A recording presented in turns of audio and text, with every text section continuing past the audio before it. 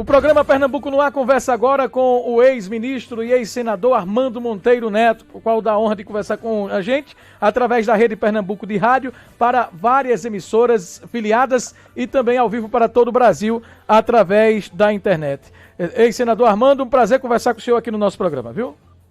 Muito boa tarde, muito obrigado aí pela oportunidade, Cristiano. É um prazer também poder falar a toda a região através do Pernambuco no Ar, da nossa Rádio Tabocas, e me coloco à inteira disposição.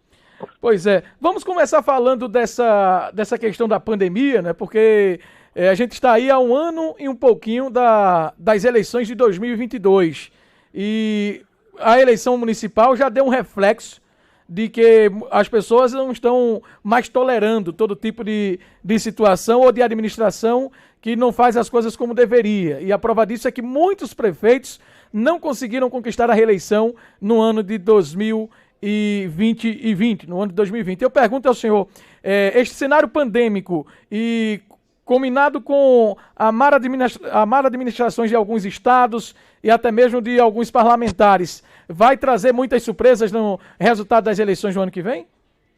Olha, claro que cada eleição, né, Cristiano, é uma história, mas claro que a eleição pressupõe um julgamento. Você vota em função da avaliação que você faz do desempenho dos gestores.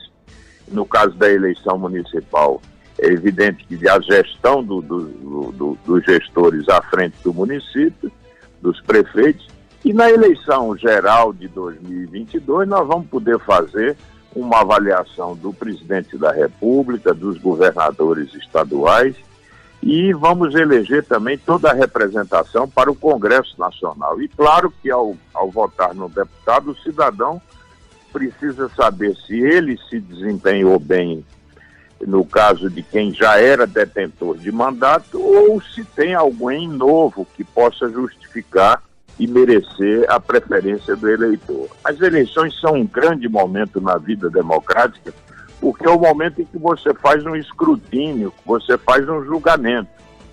Quando muitos aí ficam falando mal dos políticos e promovendo juízos assim gerais, generalizados, no sentido até de apontar como fazendo um juízo depreciativo sobre a própria política, é importante lembrar que a responsabilidade da representação política é do eleitor. É ele quem elege, é ele quem constitui, quem outorga o mandato popular. Então é por isso que é muito importante que votem de forma consciente, que ao votar façam um julgamento rigoroso para saber se aqueles representantes são merecedores da sua confiança. Ex-senador Armando, qual a avaliação que o senhor faz da gestão federal na pandemia? Por exemplo, alguns estados, algumas capitais do país tiveram que parar a vacinação por conta que a segunda dose da Coronavac não chegou. O senhor acha que o governo em algum momento falhou na aquisição dessas vacinas? E de uma forma geral, como o senhor avalia a gestão do governo federal na pandemia? Olha, eu acho que o governo federal é reprovado na pandemia, desde o início. Primeiro porque negaram a gravidade da pandemia. Você viu em diferentes momentos o próprio presidente da República fazendo pouco da crise sanitária, dizendo que era uma gripezinha, que era uma coisa que quem era mesmo macho não pegava, juízos assim, a meu ver, pouco responsáveis sobre a extensão e a gravidade do problema. Depois, a gestão da crise foi mal feita. Primeiro porque começaram a desencadear uma briga, uma disputa política dentro da crise. Você lembra, por exemplo, com relação às vacinas, que o presidente da República chegou a censurar o general Pazuello, ministro da Saúde, porque ele havia comprado as vacinas do Dória, as vacinas do Butantan. O presidente da República chegou a mandar que ele cancelasse os contratos de compra da vacina. Ora, em meio a uma crise, o que deve existir é uma ação coordenada e cooperativa da União com os estados, com os municípios, para que juntos nós possamos enfrentar o problema, que é um problema desafiador, de grande magnitude e que hoje se abate sobre o mundo inteiro. Então, eu acho que o governo foi mal ao negar a gravidade da crise, foi mal ao gerir mal o processo, O Brasil se atrasou na aquisição de vacinas, se atrasou bastante, e isso termina por cobrar um preço. Você veja que há países que estão muito mais avançados na vacinação, enquanto o Brasil, por exemplo, com a segunda dose, só vacinou, só imunizou 7,5% da população nacional. Veja como temos ainda um longo caminho a percorrer. E tudo isso, a meu ver, se deu por uma falta de competência e de responsabilidade do governo federal no enfrentamento da crise. Vamos agora falar sobre Pernambuco. O senhor já foi senador pelo Estado, já foi deputado federal, disputou 2 vezes o governo do Estado. E como é que o senhor avalia a gestão do Paulo Câmara no enfrentamento à Covid-19?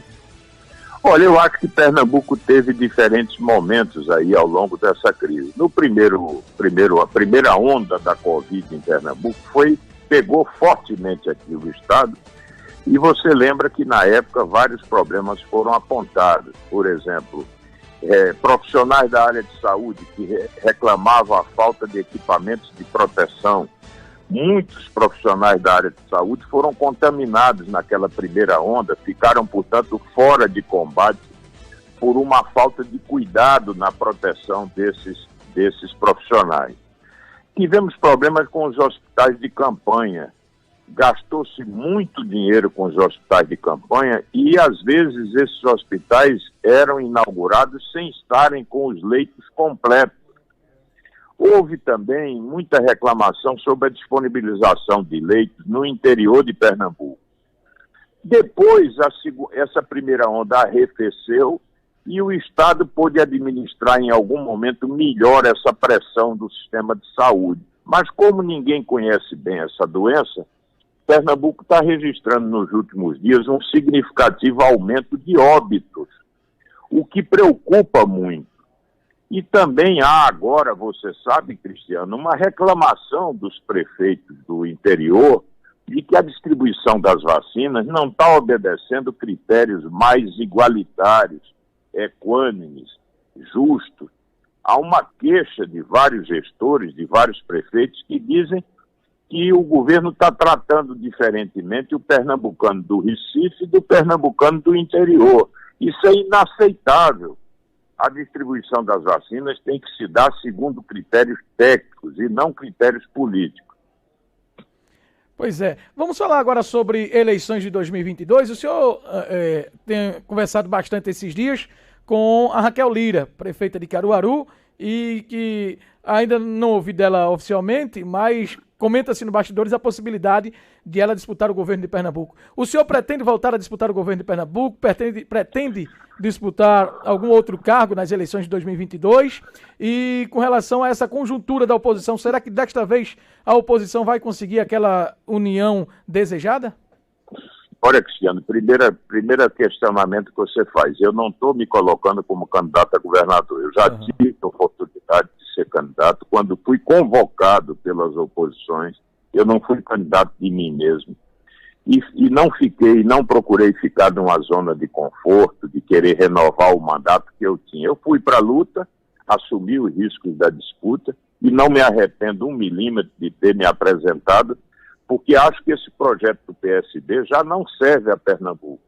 É um projeto de manutenção do poder pelo poder, para servir a um grupo aí que dominou o Estado, e eu acho que Pernambuco está precisando construir um novo caminho, renovar, apresentar uma nova agenda aos pernambucanos, porque acho que esse governo do Estado, por exemplo, ele não mostrou a que veio. Pernambuco tem gravíssimos problemas que foram agravados, inclusive, pela pandemia, muita carência no interior de Pernambuco, falta de recursos, inclusive, para aplicar em infraestrutura. As estradas de Pernambuco estão acabadas, o Estado investe pouco.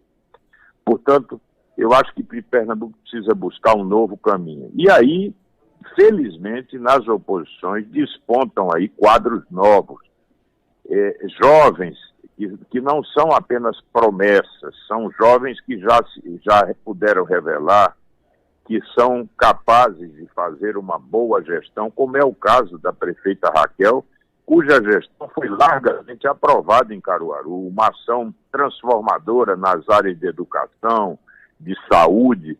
Então é muito bom quando você pode aliar a juventude à experiência comprovada já na gestão. Eu acho que Raquel tem todas as credenciais para liderar, para encabeçar uma chapa das oposições em 2022. É mulher, é guerreira, é competente, é inatacável do ponto de vista ético e é uma gestora já experimentada. Mas é evidente que as oposições também dispõem de outros nomes. E o nosso desafio é a gente poder construir essa unidade para ter um palanque forte. Eu reconheço que existem outros nomes também credenciados, como o prefeito de Petrolina, Miguel Coelho, como o prefeito de Jaboatão, Anderson Ferreira, e como companheiras, por exemplo, como a deputada Priscila Krause, são pessoas que se credenciaram já e ao respeito de Pernambuco, ao respeito da opinião pública de Pernambuco. Então, felizmente, não faltam nomes às oposições. Nós temos nomes e tenho certeza que vamos estar todos empenhados em construir essa unidade. O meu papel, como um quadro político mais experiente que eu sou, para não dizer mais velho, é exatamente o de ajudar na construção dessa unidade das oposições em Pernambuco. Eu tudo farei para poder ajudar essa construção. E no meu caso, eu não abandono a vida pública. Eu estarei na vida pública sempre presente, com ou sem mandato. A possibilidade de disputar um outro cargo eletivo que não seja o de governador de Pernambuco existe, Cristiano, existe sim. Eu, evidentemente, estou à disposição desse conjunto. Se convocado for para poder desempenhar uma outra missão, eu estou sempre às ordens.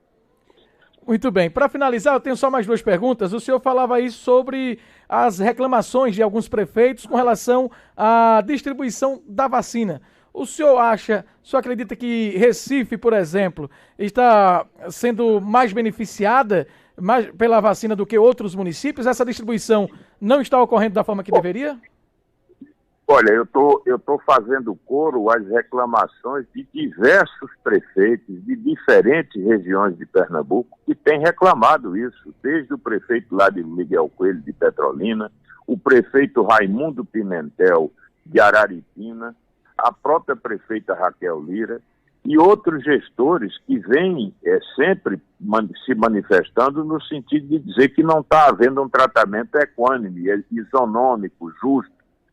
E eu, evidentemente, lamento muito que isso possa acontecer, porque não é possível que num quadro grave como esse de saúde, a gente possa estar fazendo proselitismo e estar fazendo política nessa coisa, a política menor, fazendo discriminação. Isso é inaceitável. Eu espero que isso se corrija rapidamente e o que eu desejo é que todos os pernambucanos possam, no prazo mais curto possível, ficarem aí vacinados para se protegerem desse flagelo que tem sido a Covid e a pandemia no nosso estado e no nosso país. Para finalizar aí, senador Armando, Covid e CPI da Covid no Senado.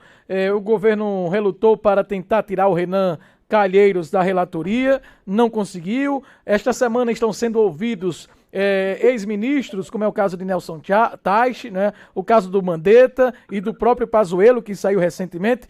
Dá para esperar alguma coisa aí dessa CPI ou vai terminar em pizza, na sua opinião?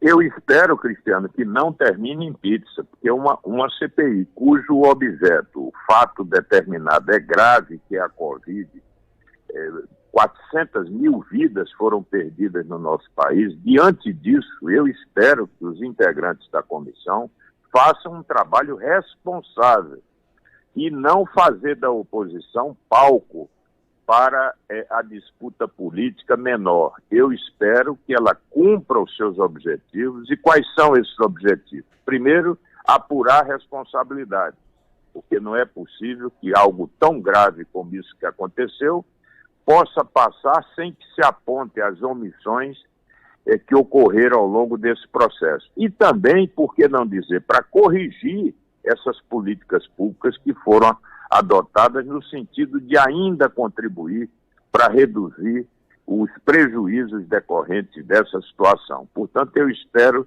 dos integrantes da comissão uma posição responsável à altura do que representa para a sociedade brasileira esse grave problema. Ex-senador Armando Monteiro Neto, nós queremos agradecer a sua participação conosco e em nome das emissoras afiliadas, desejar aí uma boa semana para o senhor e até o próximo encontro, viu? Muito obrigado a você, Cristiano, pela oportunidade. Um abraço a todos os amigos aí da região. Muito obrigado. Pronto, conversamos com o ex-senador e ex-ministro Armando Monteiro Neto, repercutindo o cenário da pandemia e também o cenário da Covid no nosso país e no nosso estado. Vamos ao intervalo e a gente volta já com mais noticiários da sua região para você ficar atualizado. É só um instante.